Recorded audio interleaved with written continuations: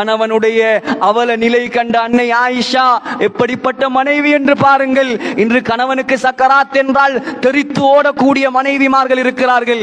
ஆனால் அந்த அன்பு மனைவி வயது எத்தனை, 40 50 இல்லை, வெறுமனே 18 வயது குமரி பெண் அவர். ஹஜ்ரத் ஆயிஷா அண்ணல் ரசூலுல்லாவை ஏந்தினார் தன்னுடைய கரத்தில், மடியில் கூட வைக்கவில்லை, நெஞ்சோடு அணைத்துக் கொண்டார். ஸல்லல்லாஹு அலைஹி வஸல்லமுக்கு பக்கத்தில் ஒரு பாத்திரம் வைக்கப்பட்டிருந்தது. அந்த பாத்திரத்தில் தண்ணீர் இருந்தது.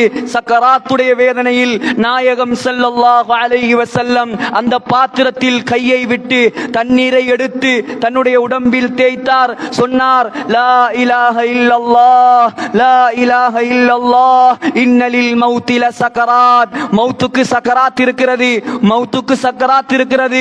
எந்த அளவுக்கு வருத்தப்பட்டார் என்றால் துஆ செய்தார். திர்மிதியுடைய ஹதீஸ், அல்லாஹும்ம இன்னி அலா சக்கரத்தில் மௌத், யா அல்லாஹ் என்னுடைய சக்கராத்தை லேசாக்கித்தா நாயனே, என்னுடைய சக்கராத்தை லேசாக்கித்தா நாயனே.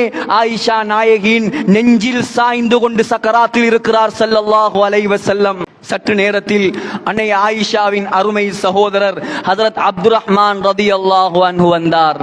அன்பார்ந்தவர்களே, அவருடைய கரத்தில் மிஸ்வாக் இருந்தது. நாயகம் மரணத்திலும் சக்கராத்திலும் விடாத ஒரு சுன்னத் மிஸ்வாக். அந்த மிஸ்வாக்கை ஸல்லல்லாஹு அலைஹி வஸல்லம் ஏக்கத்தோடு பார்த்தார். வாய் திறந்து பேச முடியவில்லை. ஆயிஷா நாயகி கேட்டார், மிஸ்வாக் செய்து விடவா? ஆம் என்பதாக தலையை அசைத்தார்.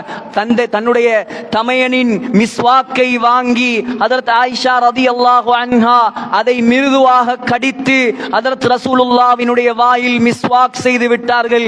சகோதரர்களே, நாயகம் ஸல்லல்லாஹு அலைஹி வஸல்லம் அவருடைய வாயில் இறுதியாக சென்ற உணவு என்ன தெரியுமா? அருமை மனைவி ஆயிஷாவுடைய எச்சில் தான். எவ்வளவு நேசத்துக்குரிய மனைவியாக இருந்திருப்பார், எவ்வளவு அன்பான மனைவியாக இருந்திருப்பார். மனதை உடைக்காத மனைவி அவர். அல்லாஹ்வுடைய தூதரை சந்தோஷப்படுத்தும் மனைவி அவர். அல்லாஹ்வுடைய தூதர் வீட்டுக்குள் காலடி எடுத்து வைக்கும் பொழுது பாடல்கள் பாடி வரவேற்கும் மனைவி அவர். உலக வரலாறு காணாது அப்படிப்பட்ட மனைவிகளை, உலகம் அழியும் வரைக்கும் வரமாட்டார்கள் அப்படிப்பட்ட பெண்கள்.